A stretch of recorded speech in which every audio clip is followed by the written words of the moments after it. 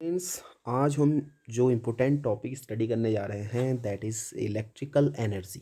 Okay, electrical energy and electrical power. See कोई भी अगर आपका इलेक्ट्रिकल इक्विपमेंट होता है तो वो इलेक्ट्रिकल एनर्जी को यूज करता है, तभी तो वो अपना काम करेगा। तभी तो जैसे पंखा इलेक्ट्रिकल एनर्जी यूज करेगा तभी तो चलेगा, हीटर इलेक्ट्रिकल एनर्जी यूज करेगा तभी तो हीट करेगा।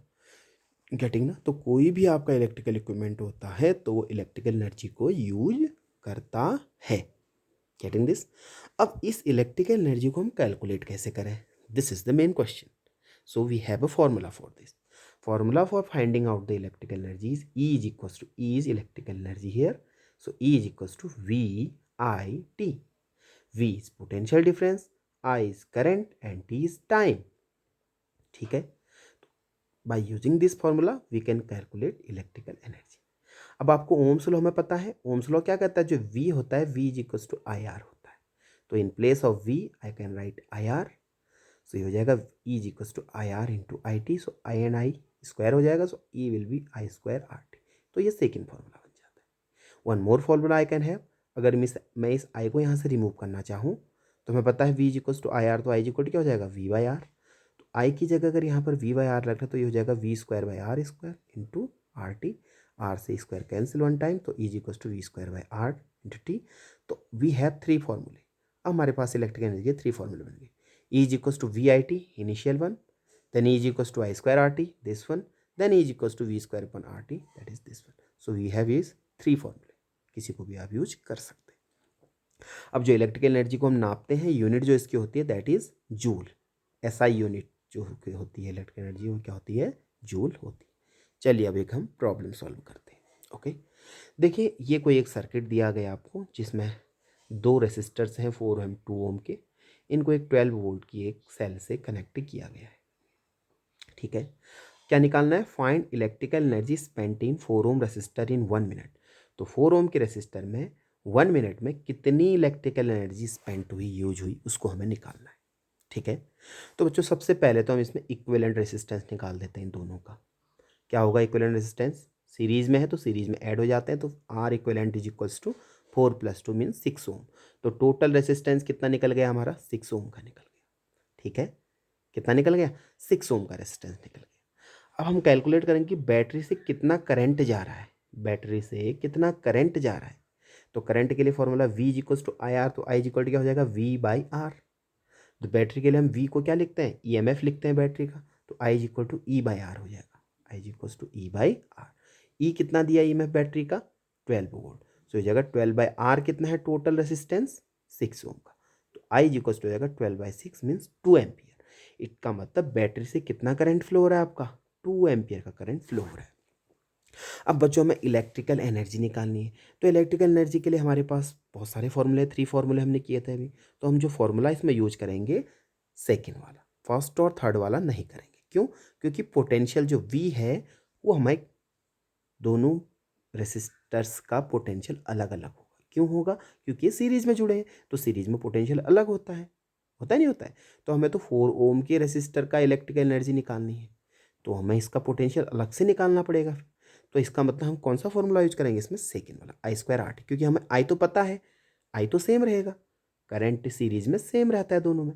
तो we use I square R into T. तो आई हमें 2 एम्पियर निकाला है तो 2 स्क्वायर हो जाएगा। आर आपको निकालना है 4 ओम के रेसिस्टर पे, तो आर आपको 4 दिया है। और टाइम टी कितना दिया आपको? 1 मिनट। 1 मिनट को हम सेकेंड में चेंज करेंगे दैट इज 60 सेकेंड। तो इसको कैलकुलेट करेंगे तो वैल्यू विल बी 960 जूल। यानी 4 ओम के रेसिस्टर पे 960 जूल की एनर्जी खर्च हो रही है। ठीक है, यही हमें निकालना था। Okay, now the next question, find the energy spent in 4 ohm resistor in 1 minute. अब यहाँ पर जो 4 ओम का रेसिस्टर है इसमें 1 मिनट में कितनी एनर्जी स्पेंड की है वो निकालना है। लेकिन यहाँ पर तो ये सीरीज में थे, लेकिन यहाँ पर सीरीज में नहीं है। यहाँ पर किस में जोड़ दिया हमने? पैरेलल में जोड़। देखो यहाँ से बैटरी से करंट आया, करंट बढ़ गया, इधर को भी गया इधर को भी गया। अगर करंट बढ़ रहा है इसका मतलब रेसिस्टर्स किस में है आपके? पैरेलल कॉम्बिनेशन में है।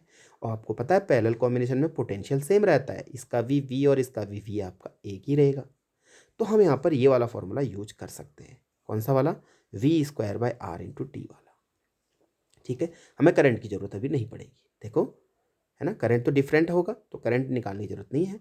तो वी स्क्वायर अपन आर इंटू टी निकाल देंगे हम। तो energy spent in 4 ohm resistor E is equal to V square upon R into T. तो वी हमें कितना होगा इसका पोटेंशियल 4 ओम के रेसिस्टर का 12 ही होगा क्योंकि सेम रहता है।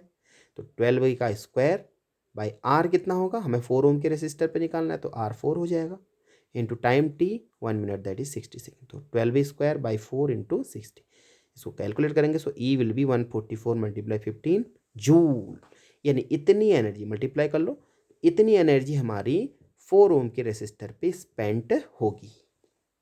ठीक है, इतनी एनर्जी स्पेंड होगी। ओके, नाउ द नेक्स्ट, अब हम इसमें नेक्स्ट टॉपिक डिस्कस करने जा रहे हैं दैट इज इलेक्ट्रिकल पावर। अब हम इलेक्ट्रिकल पावर स्टडी करेंगे। ठीक है, तो हमने अभी जो इलेक्ट्रिकल एनर्जी के 3 फॉर्मूले पढ़े हैं वो है V I T, I square R T and V square upon R T. ये 3 फॉर्मूले इलेक्ट्रिकल एनर्जी के हैं। अब इलेक्ट्रिकल पावर क्या चीज़ होती है बच्चों? पावर ऐसा होता है ना, यानी एक सेकेंड में यानी यूनिट सेकेंड में कितनी इलेक्ट्रिकल एनर्जी यूज हो रही है, उसी को हम पावर कहते हैं। जैसे कोई बल्ब है उसमें 60 वाट लिखा है, एक बल्ब है उसमें ये लिखा है 100 वाट का बल्ब है, वो ये लिखा है डब्ल्यू, 100 वाट लिखा है।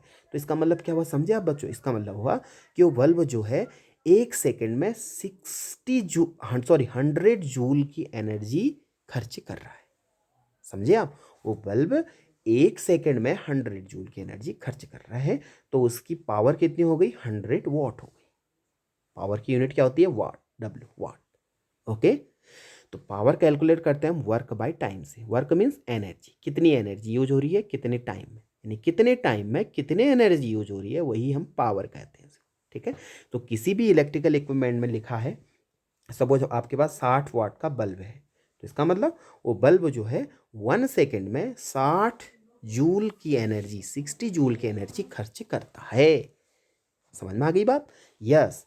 तो इलेक्ट्रिकल पावर को हम पी से डिनोट करते हैं, is equal to work upon time होता है। वर्क मीन्स एनर्जी जो यूज कर रहा है बाई टाइम, यानी कितने टाइम में कितनी एनर्जी यूज कर रहा है, वही उसकी पावर कहलाई जाती है। और इसकी यूनिट क्या होती है? वाट।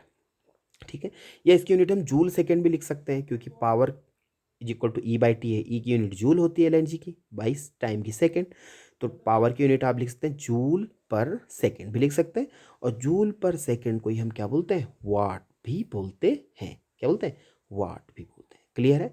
तो पावर के अगर फॉर्मूले यहाँ निकालें, जैसे इलेक्ट्रिक एनर्जी के 3 फॉर्मूले निकले थे, हम पावर के भी 3 फॉर्मूले निकाल सकते हैं।